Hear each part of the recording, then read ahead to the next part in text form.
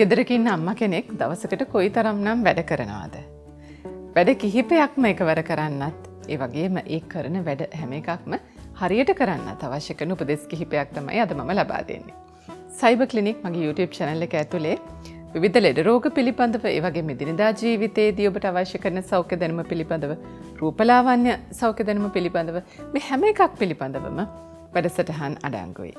ඉතින් ඒ අතරේ එදිනදා ජීවිතයට ඔබට ප්‍රයෝජනවත් වෙන මේ වගේ වැඩසටහනොත් මම කරනවා. ඔබ මගේ channel එකේ තියෙන වැඩසටහන් එකින් එක නරඹන අතර වාරයේදී ඔබට හිතුනොත් මගේ channel එක ඔබේ ජීවිතයට වැදගත් කියලා subscribe කරන්න. ඒ වගේම bell button එක මතකතුව click කරන්න මගේ වැඩසටහන් ගැන ඉක්මනටම දැනගන්න.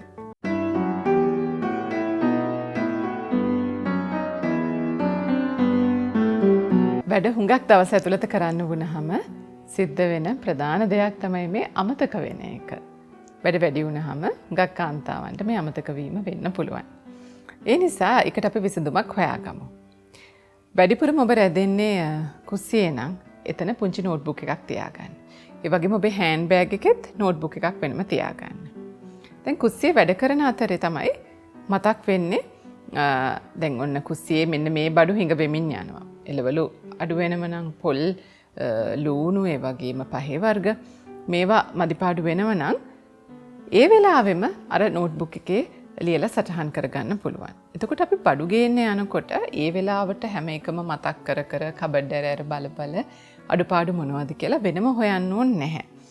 දැන් දවස් කිහිපයක් ওই විදිහට නෝට්බුක් එකේ කුස්සියේ මෙන්න මේ බඩු දැන් අඩු වෙමින් යනවා කියලා අපි ලියලා තිබ්බොත් ඊට පස්සේ අපි කඩේ යන දවසට එක වතාවටම මේ බඩු ඔක්කොම අපිට අරගෙන එන්න පුළුවන්. කීප වතාවක් කඩේ යන්න උවමනා වෙන්නේ නැහැ. අනෙක් දේ තමයි දිනපතා අපිට කරන්න අනිවාර්යෙන් සිදුවෙන වැඩ කීපයක් තියෙනවා. ඒ වගේම ඊට අමතරව තව විශේෂ අමතර වැඩක් තියෙනවා. දැන් මේ විදිහට යෙදෙන අමතර වැඩ අපිට අමතක වීමේ අවස්ථාව වැඩි. අපි හිතමු නිශ්චිත වෙලාවක අපිට කොතනට හරි යන්න තිබ්බා. අපිට කෙනෙක්ව මුණ ගැහෙන්න තිබ්බා. දැන් මේවා සමහර වෙලාවට ඔන්න මේ වැඩ වැඩිකමත් එක්ක අමතක වෙනවා. ඒ නිසා අපි ඒ දේවලුත් නෝට්බුක් එකක ලියලා තියාගන්න ඕනේ. මේක අපි ප්ලෑන් කරන්න ඕනේ කලින් දවසේ. පහුවදා දවස අපි ඊට කලින් දවසේම ප්ලෑන් කරලා තියාගන්න ඕනේ. ඒතර මේ විදිහට අමතක වීම අඩු කරගන්න අපි පුංචි පොතකුයි පෑනකුයි පාවිච්චි කරලා දවසේ පුංචි වෙලාවක් අරගෙන මේ හැම දෙයක්ම අපි ප්ලෑන් කරන්න පුළුවන් නම් අපිට හරි ලේසි වෙනවා ඒ දවසේ පැය 24 ඇතුළත අපිට කරන්න තියෙන දේවල් කරගන්න. හුඟක් කාර්යබහුල කාන්තාවන්ට වැඩ අධිකකම නිසාම සමහර වෙලාවට උයන එකත් කරදරයක් විදිහට දැනෙන්න පුළුවන්.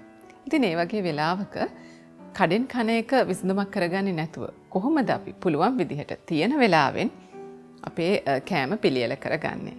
ඉස්සෙල්ලම අපි පටන් ගමුකෝ අපේ උදේ කෑම වේලෙන්. මේක බොහොම කලබලයට රැකියාවට යන කෙනෙක් නම් උදේට පාන්දර නැගිටලා ඉක්මනට හදන කෑම වේලක් බවට පත් වෙනවා.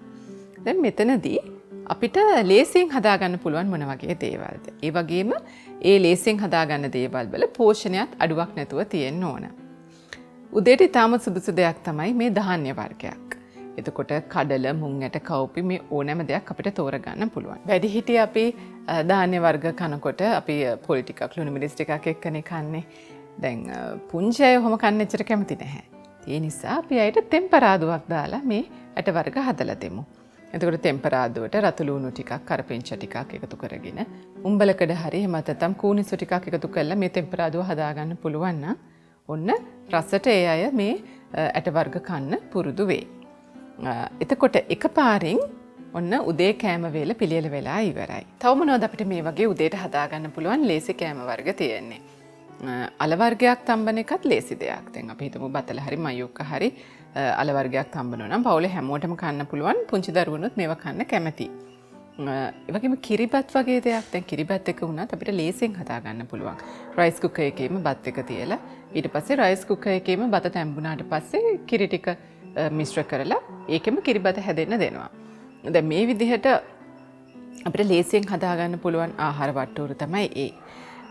එතකොට අපි හිතමු දැන් මේ ටිකවත් කරගන්න බැරි තරම් උදේට කාර්යබහුල වෙනව නම් ඒ වගේ දවසකටත් අපි කඩෙන් කන්න ඕනද?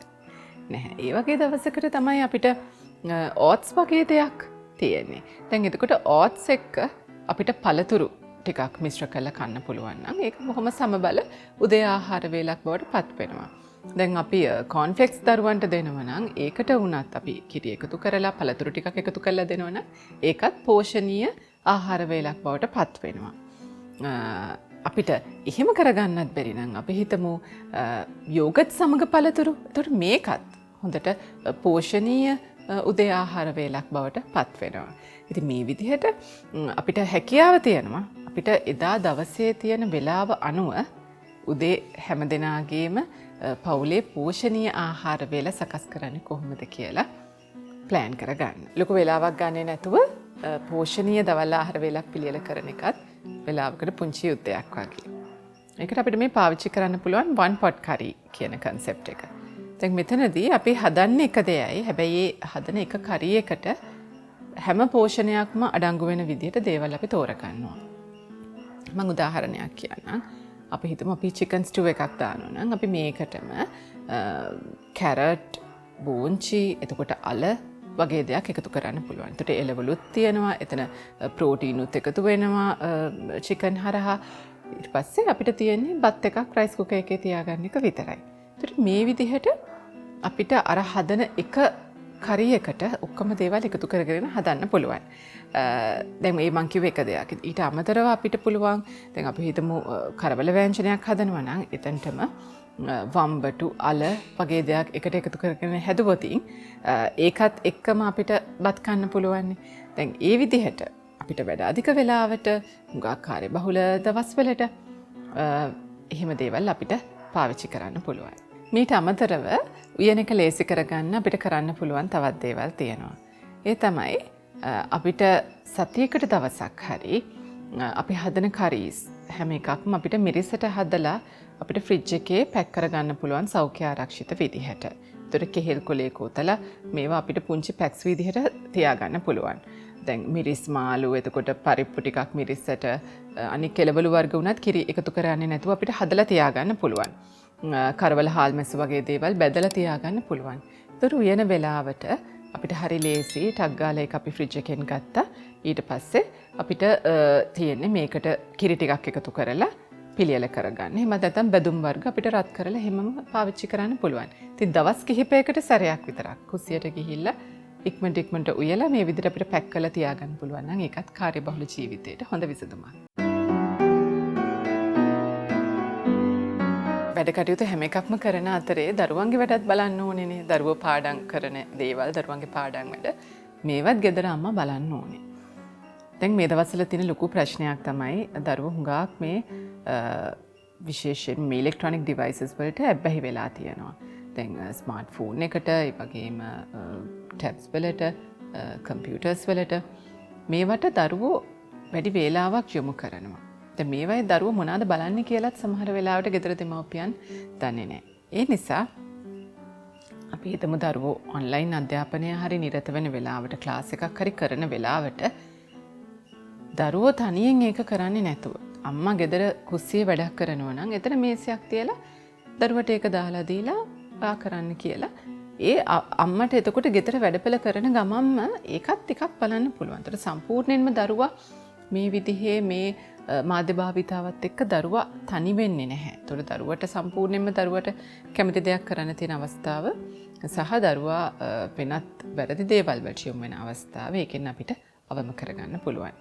වගේම අපි හිතමු දරුවගේ පාසල් වැඩ කරන්න තියෙනවා නම් ඒ වගේ වෙලාවක දැන් අම්මට අනෙක් ගෙදර තව කුස්සියෙත් වැඩ ගොඩක් ඉතුරු වෙලා තියෙනවා නම් මං හිතන්නේ කිසිම වැරද්දක් නැහැ දරුවට කුස්සියේ මේසයක් දාලා දීලා පුතේ අවතර ඉඳන් වැඩ කරන්න අම්මගේ මොන හරි අහන්න තියෙනවා නම් අහන්න කියලා අම්මා වැඩ කරන අතරෙම දරුවට සපෝට් කරන්න පුළුවන්. එතකොට මේ වැඩ කීපයක්ම අපිට එකපාර කරගැනීමේ අවස්ථාව එතනින් ලැබෙනවා. ගෙදර වැඩ කටයුතු, එතකොට රැකියාවේ වැඩ කටයුතු මේ හැමදේම කරන ගමන් කාන්තාවන්ට කොහෙන්ද Tamanට කියලා වෙලාවක්. ඒකත් ඊටාම අවශ්‍ය දෙයක්. හැම කාන්තාවකටම Tamanට කියලා සීමා වෙච්ච පුංචි හරි වෙලාවක් දවසකට අවශ්‍යයි. කාන්තාවක් ලස්සනට ඉන්න, ඒ වගේම ඇගේ විනෝදාස්වාදී උදෙසා යමක් කරන්න, අඩුම තරමේ දවසකට පැය භාගයක් වගේ වෙලාවක්වත් අවශ්‍යයි. ඉතින් කොහොමද මේ වෙලාව හොයාගන්නේ? අපි හිතමු ගෙදර අස්පස් කරන ගමන්ම තමන් ආස කරන සින්දුවක් දාගෙන ඒක අහන ගමන් ඒ ගෙදර අනික් වැඩ ටික කරන්න පුළුවන්. ගෙදර රෙදි නවන ගමන්, අයන් කරන ගමන්, තමන් කැමති සින්දුවක් අහන ගමන්, කැමති දෙයක් අහන ගමන් ඒක කරන්න පුළුවන්. ඉතින් ඒ විදිහට මේ වෙලාව අපි භාවිතා කරන්න ඕනේ වැඩ කිහිපයක් එකවර කරන්න සහ ඒක තමන්ටත් ප්‍රයෝජනයක් වෙන විදිහට. ගෙදර තියෙන හැම වැඩේම ගෙදර අම්මා තනියෙන් කරන්න ඕනේද? එහෙම දෙයක් නැහැ. ගෙදර සමාජිකයෝ 4-5 දෙනෙක් ඉන්නවා නම් අපිට මේ බෙදාගෙන මේ වැඩ ටික කරන්න පුළුවන්. හැබැයි මේ බෙදාගැනිල්ල අර හැමෝම දරුවෝ ලොකු වුණාට පස්සේ සමහරවිට වැඩක් පවරනවට ඒගොල්ලෝ කැමති නැහැ. පුංචි කාලේ ඉඳලම මේක පටන් ගන්න පුළුවන්. පුංචි දරුවෝ හරිය කැමැත්තෙන් ගෙදර වැඩවලට උදව් වෙන්න එනවා. ගෙවල් අස්පස් කරන්න, කුස්සියේ වැඩට පොල් ගාලා දෙන්න, ලුණු සුද්ධ කරන්න හරි කැමැත්තෙන් එනවා. දැන් ඒ වගේ වෙලාවට මේ අම්මලා ප්‍රතික්ෂේප කරන එපා ඔයා ගිහිල්ලා සෙල්ලම් කරන්න මම මේව කරගන්නම් තනියෙන් කියලා. හැබැයි මං හිතන්නේ දැන් මේ වගේ කාලෙක හැමෝම හරි කාර්යබහුලයි. සහ දරුවන්ට සහ දෙමව්පියන්ට එකට ගත කරන්න තියෙන වෙලාව හරි අඩුයි. ඉතින් එතකොට දැන් ගෙදර අම්මා ගෙදර තියෙන සේරම වැඩ ඉවර කරලා දරුවෝ ළඟට යනකොට අම්මටත් මහන්සි සහ දරුවොත් ඒ වගේ වෙලාවට නිදිමතේ ඉන්නේ නිදා ගන්න ලෑස්ති වෙලා. ඉතින් එතකොට ඔන්න ඒ දෙගොල්ලන් අතර ඒ හොඳ සම්බන්ධතාවයක් ගොඩනංවා ගන්න තියෙන අවස්ථාව අඩුයි. දැන් ගෙදර වැඩ කරන අතරෙම අපි හිතමු ගෙදර අස්පස් කරනකොට දරුවන්ව එකතු කරගෙන මේ අස්පස් කිරීම කරන්න පුළුවන්. ඒ වගේම කුස්සියේ වැඩට ඒ දරුවාගේ වයසේ මට්ටමට ගැලපෙන දෙයක් බාර දෙන්න පුළුවන්. හැම දරුවෙක්ටම එයාගේ වයස් සීමාවට හරියන කරන්න පුළුවන් වැඩ කොටසක් තියෙනවා. ඉතින් ඒ වැඩ ටික දරුවට අපි බාර දෙන්න ඕනේ. මේකෙන් දෙමව්පියන් සහ දරුවන්ට එකට ගත කරන්න, එකට දේවල් කරන්න තියෙන අවස්ථාව සහ වේලාව වැඩි වෙනවා. හොඳ සම්බන්ධතාවයකුත් ඒ දෙදෙනා අතර ගොඩ නැගෙනවා. ඒ වගේම පවුලේ වගකීම් බාර ගන්න, වගකීම් දරන්නත් දරුවෝ ඉගෙන ගන්නවා. ගෙදර හැම වැඩ කටයුත්තක්ම කරන අතරේ ඔබ රැකියාවකුත් කරනවා නම් එතනත් ඔබට වගකීම් හුඟක් තියෙනවා. ඒ වගකීම් පැහැර හරින්නත් බෑ. ඒ නිසා ඔබ හැම විටම එතකොට ඒ දේවලුත් නිසි පරිදි කරන්න ඔබේ අවධානය යොමු කරන්නට ඕන. දැන් කාලය කළමනාකරණය කර ගැනීමේදී ප්‍රශ්න හුඟක් මතුවෙනවා. ඒ නිසා හුඟක් මව්වරුන් කරන්නේ තමන්ගේ නිින්දෙන් තමයි මේ වේලාව කැප කරන්නේ. එතකොට හුඟක් අය මම දන්නවා සමහරවිට පැය 3-4 දවසකට නිදාගන්නේ. හරියට කෑම කන්නවත් වෙලාවක් නැහැ. හැබැයි මෙහෙම කරනකොට නිකම්ම ගෙදර අම්මා ලෙඩ වෙන එක තමයි වෙන්නේ. ඒ වගේම තමන්ගේ වයසට වඩා වැඩි වයස්ගත පෙනුමක් එනවා. විවිධ බෝ නොවන රෝගවලට ගොදුරු වීමේ අවදානම වැඩි වෙනවා. මේ වගේ ප්‍රශ්න හුඟක් ඇති වෙනවා. ඒ නිසා අපි අනිවාර්යෙන් පැය 6-7කවත් සුවදායි නිින්දක් හැමදෙනාම ලබා ගන්නට ඕන. මේක කරන්න පුළුවන් තව එක විදිහක් තමයි අපි හිතමු දරුවනුත් සමගම නිදාගෙන දරුවන්ට කලින් උදේ පාන්දර හැරෙන එක. ඒක හොඳ ක්‍රමයක්. මොකද සමහර වෙලාවට අපි හුඟක් වෙහෙස මහන්සි වෙලා ඉන්නකොට රාත්‍රියේදී අපි රෑ 12-1 වෙනකන් අපි ගෙදර වැඩ කළත් ඒ පැය ගාණක් ඇතුළත අපි වැඩ සුළු ප්‍රමාණයක් විතරයි කරන්නේ. අර අපේ වෙහෙස මහන්සියත් එක්ක අපිට හරියකට කාර්යක්ෂමව මේ වැඩ කරගන්න බෑ. ඊට වඩා අපි වේල පහින් නිදාගෙන පාන්දර හැරෙනකොට අපි හරි ෆ්‍රෙෂ්. එතකොට මේ නැවුම් බවත් එක්ක අලුත් බවත් එක්ක අපිට වැඩ හුඟක් පුංචි වෙලාවකින් කරගන්න අවස්ථාව තියෙනවා. කාන්තාවන් එකවරට වැඩ කිහිපයක් කරන්න කාර්යක්ෂම වෙන්නේ කොහොමද කියලා හිතනකොටම මට මම පුංචි කාලේ දැකපු ගැහැණු රූපයක් මතක් වෙනවා. අත් කිහිපයක් තියෙන කාන්තා රූපයක්, එක අතක කොස්ස, අනික් අතින් උයනවා, තව අතකින් අයන් කරනවා, තව අතක දරුවෙක් වඩාගෙන. මෙන්න මේ විදිහට ඇඳලා තිබ්බ පින්තූරයක්. ඉතින් ඇත්තටම කාන්තාවකට දවසක් තුල කරන්නට සිදුවෙන වැඩ ගණනාවක් තියෙනවා. ඉතින් මේ හැම වැඩක්ම හරියට කරන්න, කාර්යක්ෂමව කරන්න අතපසුවීම අඩු කර ගැනීම වෙනුවෙන් ප්ලෑන් කිරීම තමයි ප්‍රධානම දේ. හොඳ ප්ලෑන් එකක් තියෙන්න ඕනේ. ඊට පස්සේ ඒ ප්ලෑන් එකට අනුව පුංචි වෙලාවකින් වැඩ කිහිපයක් එකවර කරගන්නට ඇය උපක්‍රමශීලී වෙන්නට ඕනේ. ඉතින් ඒ සඳහා අවශ්‍ය කරන පුංචි උපදෙස් කිහිපයක් තමයි මම අද ලබා දුන්නේ. මම හිතනවා මේ දේවල් ඔබට හුඟක් ප්‍රයෝජනවත් වෙයි කියලා. මුණ ගැහෙමු තවත් දවසක. මම Dr.DR.